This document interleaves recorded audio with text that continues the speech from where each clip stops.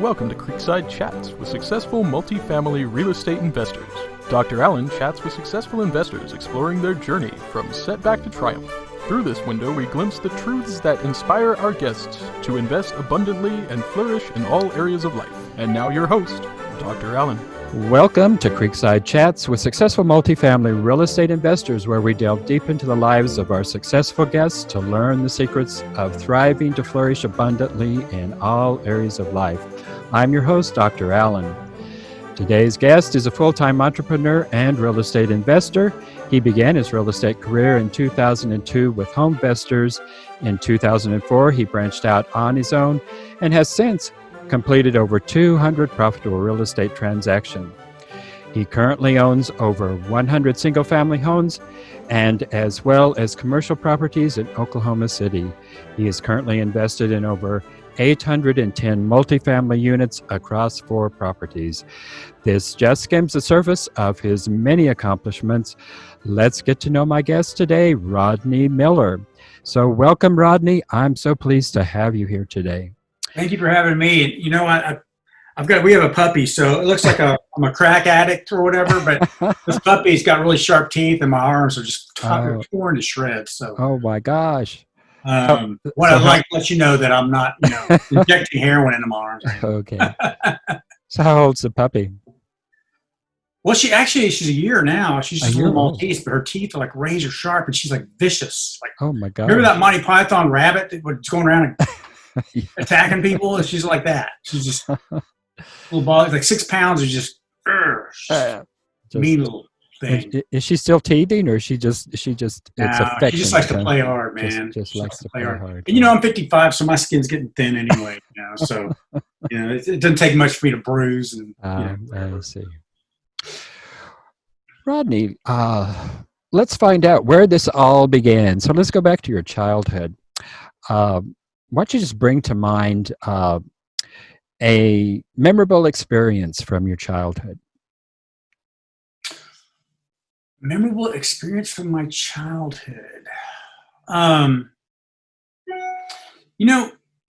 thing that I really remember from my childhood is my dad told me, this is one little thing that stuck in my head. And it's really weird because it just kind of tells you, if you plant something in a child's mind, how it can really grow. It's the smallest thing. But I guess he was reading a book at the time, and he walked into my room before I went to bed one night. And he's like, "What would you rather have, Rodney? Would you rather have a penny that doubled every day for 30 days, or $1 million?" And of course I was like, "I want $1 million." Like, well, really, if you do the math, that's really several $1 million. It just blew my mind, the power of compounding interest. Yeah. And so that stuck in my head. I was like, if I can just figure out how to get that penny to double, I'll be a rich guy, And I was probably like 6 or 8 at the time. I was really young. I remember it, but it stuck in my head. I never forgot about it. It's kind of weird. Yeah, it's interesting that you, at 6 or 8 years old, you could actually understand the concept of compound interest. Well, it's just such a simple concept. So you take a penny, the next day it's going to be two pennies, and then the next day it'll be 4 pennies, and then just show you the numbers, and you're like, oh my gosh, that starts really making a big difference, Yeah. And so even at a young age, I just remember that really locked in my mind. I'm still trying to get that penny to double. Still working on it. It's a nice concept. And sometimes it works, sometimes it doesn't work so well, huh? Yep. So tell us about your childhood. Where'd you grow up? What were some childhood experiences that brought you to where you are today? I grew up in Houston, Texas, Houston and Dallas. Mm-hmm. And my dad was a 30-year insurance executive. He ran a claims department, but we moved back and forth between Dallas and Houston quite a bit. Mm-hmm. So I lived in Houston. I was born in Houston, lived there, and then moved 6th grade to Dallas. Then we moved back in 10th grade to Houston, finished my high school out there, moved back to Dallas, did some college, just back and forth. And then went off to LA, and then came back to Houston. So I kind of bounced back and forth between the cities my whole life. And then when I purchased the clinic here in Oklahoma City, I live in Oklahoma City now. That was like 1994. I moved to Oklahoma City. Mm-hmm. For a while, moved back to Dallas. and then moved back here after I got married. So it's kind of a weird deal. But I moved back and forth a lot as a kid. My dad, like I said, was a 30-something year insurance executive. Hard worker, got up every morning, was in a suit and tie at the breakfast table at 6 a.m.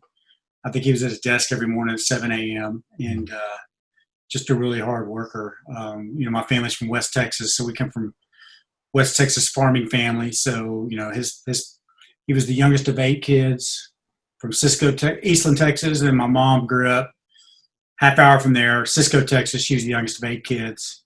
Wow. All farmers, all, just rural town folks. And so, a lot of hard work ethic, be conservative, be humble, play it safe kind of mentality comes out of there. So that was basically, I started working when I was 12 years old because that's kind of what we did. They promoted us. My parents were big on, you go to work, you find a way to work, make money, and be productive. I wasn't a big sports guy. I played a little football and stuff in school, but mostly worked.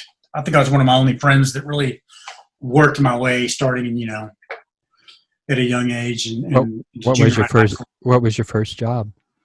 Just like every other kid, first job was mowing lawns. Mm-hmm. It was my first business. I mowed lawns, and we chopped firewood. If before winter would hit, we'd wait for the first day of winter, and we'd go out and find some dead trees and borrow a chainsaw and cut up some wood and chop it and split it and pile it up on the side of the road. People come home from work. We try to sell little bundles of wood to them. Oh. And then when I was 14, I was able to get a real job. I was a bus boy for a hamburger place. Mm-hmm. And he's paying me under the table, but it's $1.60 an hour. And so I think 16 was the legal age to work. So, and just various jobs. I was sacked groceries, bus tables, landscaping. I was always doing something. Okay. Well, interesting. Well, we traversed a lot of the same territory. I went to school at Lubbock Christian, so spent some time in the Texas Panhandle. I also spent some time in the Dallas area when I was working in the restaurant business.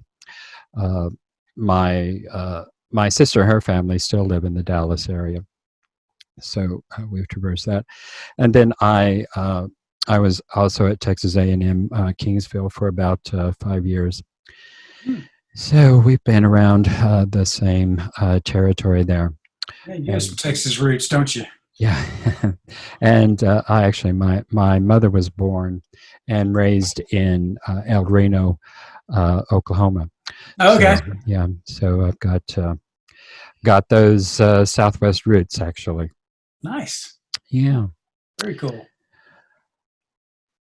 Well, how is it? Well, you started really your entrepreneurial interest around 12 years old with mowing lawns. You had to go out and generate that business yourself, I'm assuming. Is that right? Or yeah, we just went out with little, knocking on doors. That's kind of how you do it. We just knocked on doors and picked up a few customers, and the neighbors told, we never grew it into anything big. You hear about some of these kids that go out and really do it up, man, and build these large, landscaping businesses. We weren't that motivated, but we had enough lawns to, buy candy. To keep yourself busy and keep us busy and keep a little pocket money. Absolutely. So you've been a full-time entrepreneur really most of your life. So really, when did that begin as an adult?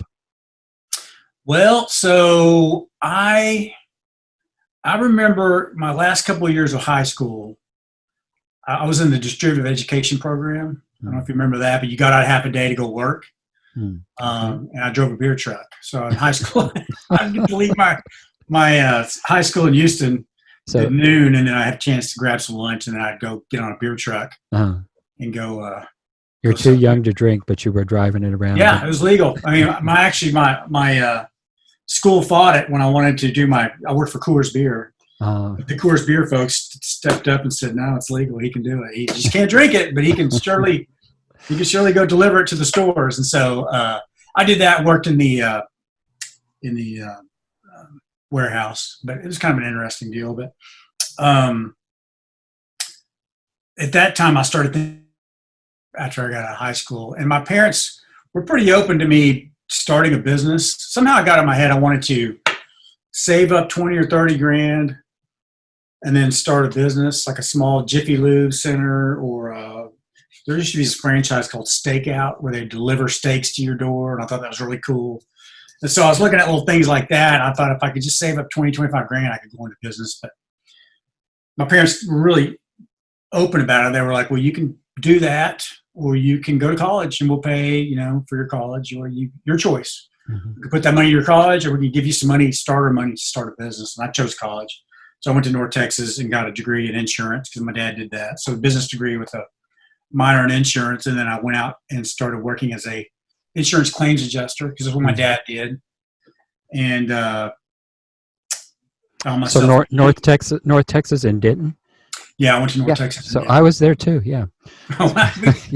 Crossed paths probably a few times, man. Yes. Yeah. So, I found myself in a job in a cubicle, working 8 to 5 p.m., sitting at a desk on the phone all day and literally hated it. Mm-hmm. Couldn't stand the job. Couldn't stand corporate life. Just hated it. Mm-hmm. Just knew that wasn't for me right away. And so I started developing a plan to get out. I was like, how am I going to get the hell out of this? Got to find my escape hatch. And so I was in that business about 4 years. I hopped around offices. I did it in Los Angeles, Houston, Dallas, with 2 or 3 different companies. And I basically would stay somewhere 6 to 8 months, wear out my welcome, and jump ship and go somewhere else because I just wasn't happy and probably wasn't doing a great job. And finally, these chiropractors used to take me to lunch every day, because I would send them business. And I was the claims adjuster that paid them, so of course they would take care of me. I think it's illegal now; they don't do it anymore. But they always, picked me up in a Mercedes and had a nice suit on, and so I just decided I was going to go that route. Mm-hmm. But I didn't have the money to go back to school. I didn't really want to go back to school to become a chiropractor. So, long story short, I found a buddy of mine that was getting out of chiropractic school, and I told him, I called him one day and just say, I know how the business part of it works. You know how to treat people, let's partner up and go into business. And that's kind of what we did. We quit my job. We came to Oklahoma, bought out Dr. Brooks of the Brooks Clinic and just took it over. And it was one clinic, a little chiropractic clinic. And I bought him out about a year or two later. About a year and a half later, I bought him out. And he moved back to Dallas. And then I just hired chiropractors. Then we started hiring medical doctors. And we have 3 locations now, about to go to 5 locations, and just slowly built. So basically had to learn that I didn't like the corporate world by jumping into it, and learned really quick. And so I was just desperate to get out, and I made a plan to get out. It took me a little while. I had to be patient, but just looking for opportunities, look, and finally something popped up, and I was able to put the pieces together to get out of the business. And so, well, 4 years isn't a long time. Seemed like forever. I know it seems like it at the time, but it's 4 years is a pretty short time in a lifetime. So, but that's interesting. Everybody has a different story, and it's just fascinating how different people get into to this business, and there's so many different routes that people have taken, but yours is pretty much a unique route. I've not heard really anybody actually go through that same route. Certainly have not heard of anybody going into the medical business without actually being in the healthcare field. So that's interesting to me. So how did you work that out? How did you determine that, I can make a living this way and make a good living this way? A lot of it was just blind luck. I mean, when I decided I was going to do this, I just was too young and dumb to know it could go wrong. And just went just head first, went into it, man. And, quit my job the day that he said yes, put my notice on the desk of my supervisor, who literally sat behind me. Man, you can't believe insurance companies. This place was a sweatshop. This is my last job. Rows and rows of desks. Oh, wow. Of claims adjusters. No cubicles. They even got rid of the cubicles. Just a huge room full of desks. And then at the back of the row was your supervisor staring at the back of your head. It was awful, man. It was just no kidding. Terrible way to. And I looked around, saw people that were in their 50s and 40s going, God, I don't want to be doing this from this. It's not going to do that. It's just not my thing. But I remember being able to, he said yes. I got on my computer or my typewriter at the time, typed up a letter, said I quit. I walked back there and handed it to my supervisor, and I was done, man. I knew that was too dumb to know any better. That could, too many things. My family was, can't believe you're doing this. Everybody was like, you're crazy. We packed up U-Haul, literally moved to Oklahoma like a week later. It's just, you just don't know what you don't know, but there was a lot of luck. We almost didn't make it. We almost didn't get it off the ground. The original plan we went there with didn't work out, but we just, luck kept happening where things just kept falling into place. And I don't know how it happened, but it worked out. And I look back 25 years later and it could have gone any better. It was just so, I'm very in the happy. lives of all successful people, we have to learn how to deal with adversity. So I'll give you a moment here to think about one of the most trying times in your life outside of working for the insurance company, and what that trying time was and how it is that you learned to come through that time. So while you're thinking about that, viewers and listeners, my guest today is Rodney Miller, and he is a full-time entrepreneur in real estate investor. And currently, he is invested in over 810 multifamily units across 4 different properties. So, Rodney, what was a major setback? What was a major disappointment in your life? I'm going to say, I have 3 kids. I went from, kind of being the single guy. I didn't get married till I was 36. And so, I was living the single life in Dallas. When I owned the clinic here in Oklahoma City, I moved back to Dallas and just, kind of hung out there and drove up here during the week to manage things. But kind of lived a, carefree lifestyle. Things were going good for me and everything. And I got married and things got kind of real after that. Responsibility kind of hit you a lot. We started having kids. And we had 3 kids in a row, I found myself with a 3, 4, and a 5-year-old, 3 in strollers, 3 in diapers. But around 2007, my middle child, my son, was diagnosed with autism. And, it was just a big blow. We didn't see that coming. And so, the clinics were doing okay. The clinic was doing okay. It was just one clinic. Wasn't rocking along, but my wife's a nurse and she did research and we just knew it was going to cost a lot of money to get my son his therapy and to really take care of him the way we needed to do that. We're going to need full-time therapists, special diets, maybe go around the country, find some, medical options for him. We needed to really do it right. So at that point in my life, things really shifted my focus shifted from,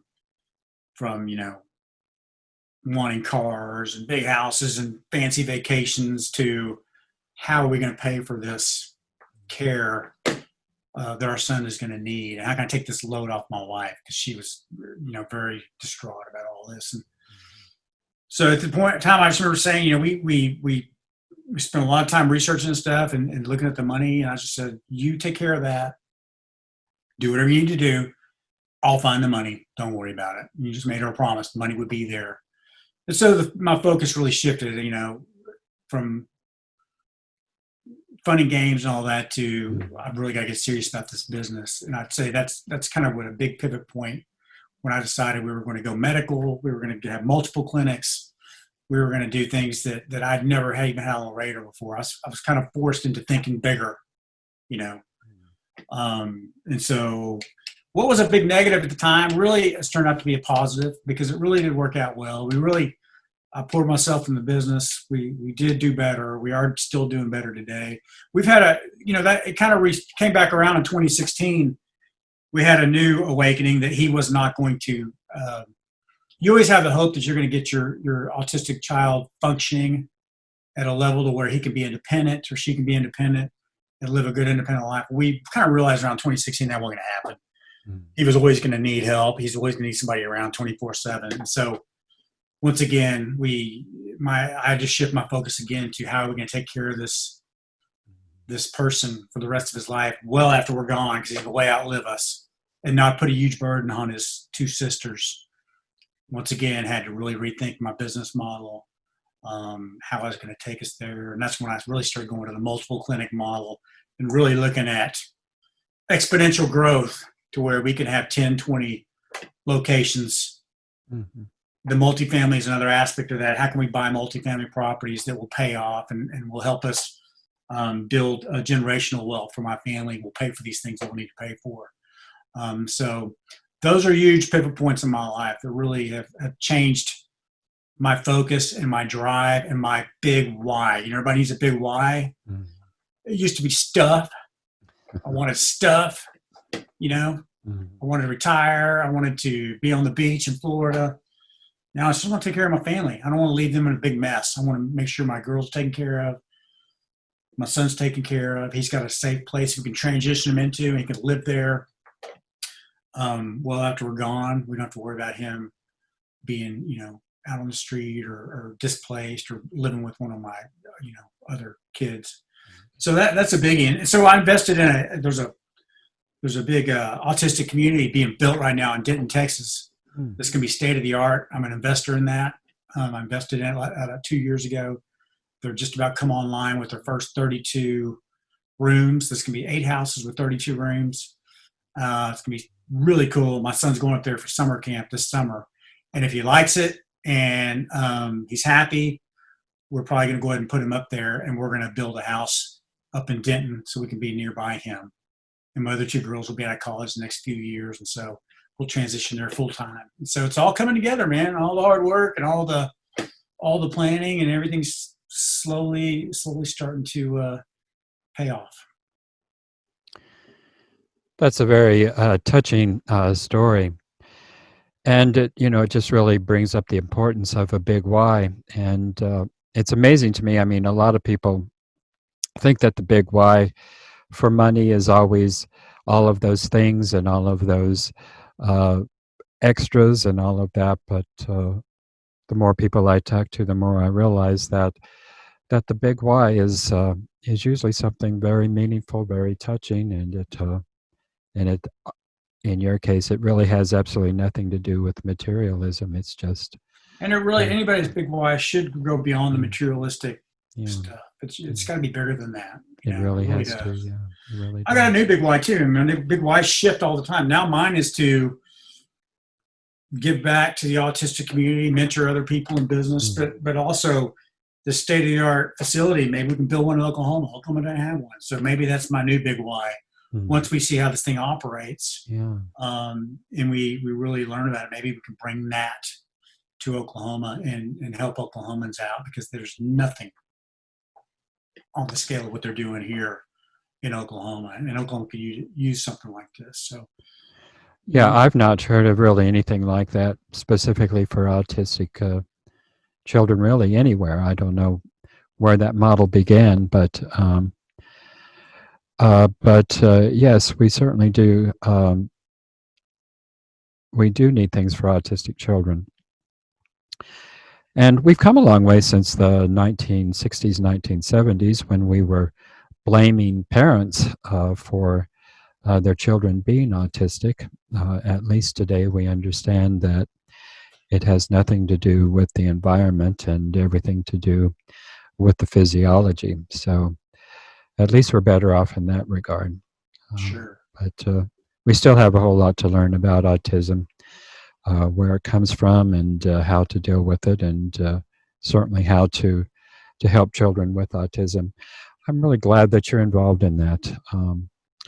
And I like how you said that that at the time you thought it was the most devastating thing in the world, but as you look back on it, it has really actually turned out to be that blessing in disguise.